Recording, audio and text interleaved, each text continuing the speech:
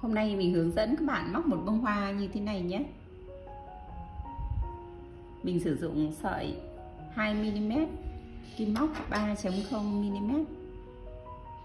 Bây giờ chúng ta bắt đầu nhé. Các bạn cầm sợi lên tay, cuốn quanh vào ngón tay một vòng. Sau đó các bạn đưa cây kim vào vòng tròn, kéo sợi qua, móc vào đây một mũi đầu tiên. Tiếp tục móc vào vòng tròn 6 mũi móc đơn. 1 2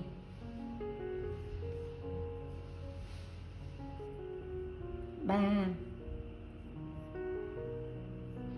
4 5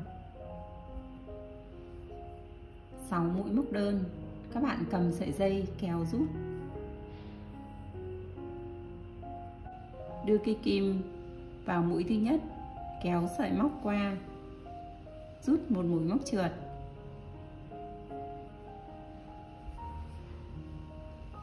Tiếp tục móc 9 mũi móc xích. 1 2 3 4 5 6 7 8 9 mũi móc xích. Móc vào chân mũi bên cạnh một mũi móc trượt.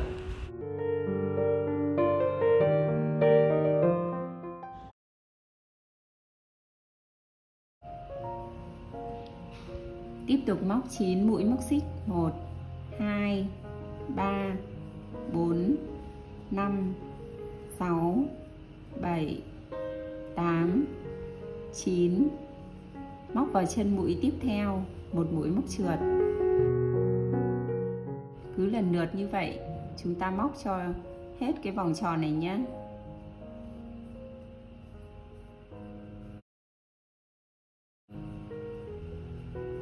Tám, 9 mũi. Đưa kim vào chân mũi kế tiếp.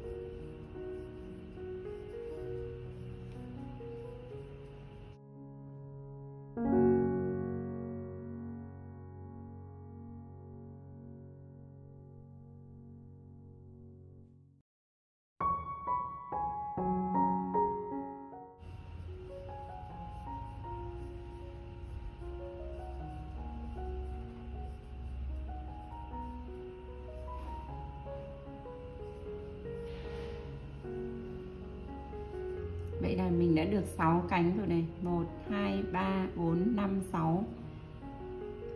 Bây giờ đưa kim vào cái chân mũi như thế này, kéo một mũi móc trượt, lấy mũi giả, đưa kim vào cái cành hoa này, lấy sợi lên. Mình sẽ móc vào đây một mũi móc kép thứ nhất,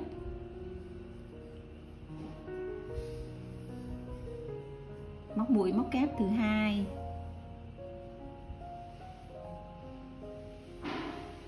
mũi móc kép thứ ba,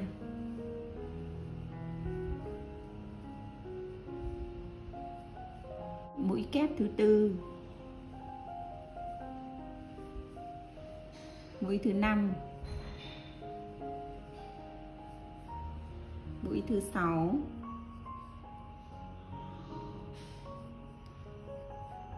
mũi thứ 7,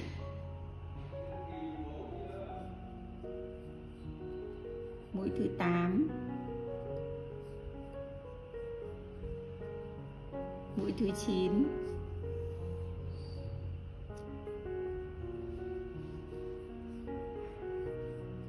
mũi thứ 10,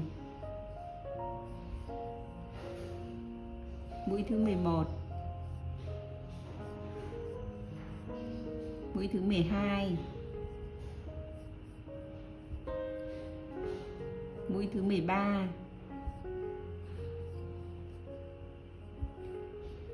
Mũi thứ 14. Móc xong được 14 mũi móc kép thì chúng ta lại đưa kim vào cái chân mũi kế tiếp này, đưa vào chân này nhé. Móc một mũi móc trượt, sau đó lại lặp lại.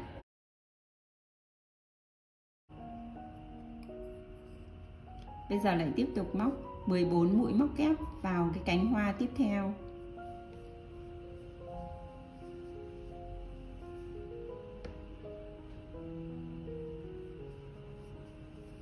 Mũi kép thứ nhất,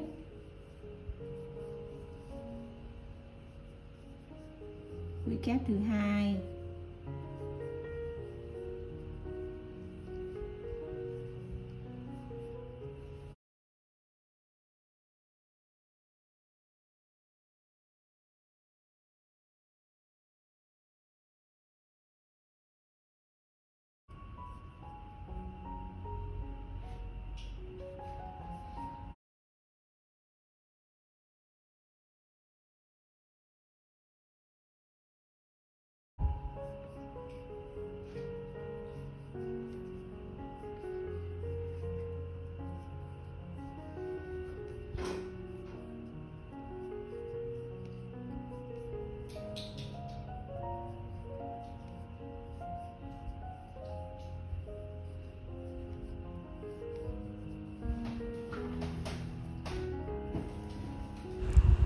Khi móc xong được 14 mũi móc kép vào cánh hoa, mình lại móc một mũi móc trượt vào chân mũi như thế này. Và cứ thế lần lượt các bạn móc cho hết 6 cánh hoa này nhé.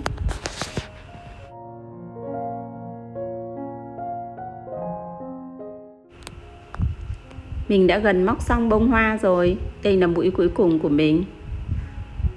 Ở cái mũi cuối cùng các bạn đưa kim vào cái chân mũi đầu tiên nhé. Đây. Các bạn đưa kim vào đây rồi kết thúc hàng móc bằng một mũi móc trượt. Móc tiếp một mũi móc xích. Bây giờ thì cắt sợi rồi giấu sợi đi nhé.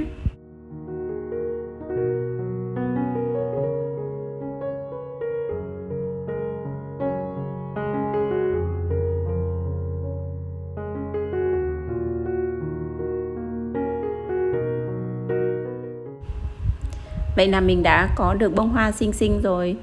Mình sẽ chỉnh cái cánh hoa này cho đều, rồi làm cái phần nhị nữa cho bông hoa thêm nổi bật.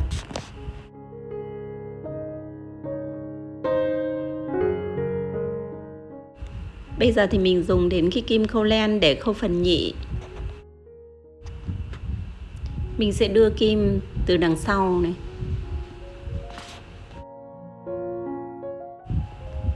Sau đó quấn 2 vòng trên đầu kim.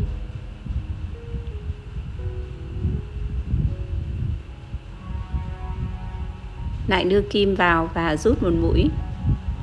Cứ lần lượt như vậy các bạn làm cho hết cái phần nhị hoa nhé.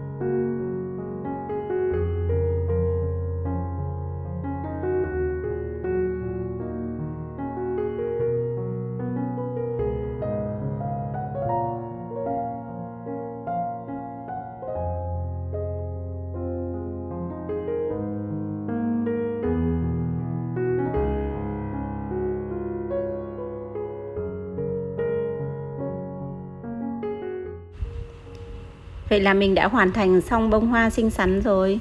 Chia sẻ của mình đến đây là hết rồi. Chúc các bạn thành công nhé. Các bạn có gặp khó khăn ở phần móc nào cứ viết vào bình luận, mình sẽ giải đáp sớm giúp các bạn. Hẹn gặp lại các bạn ở những chia sẻ tiếp theo từ mình. Xin chào.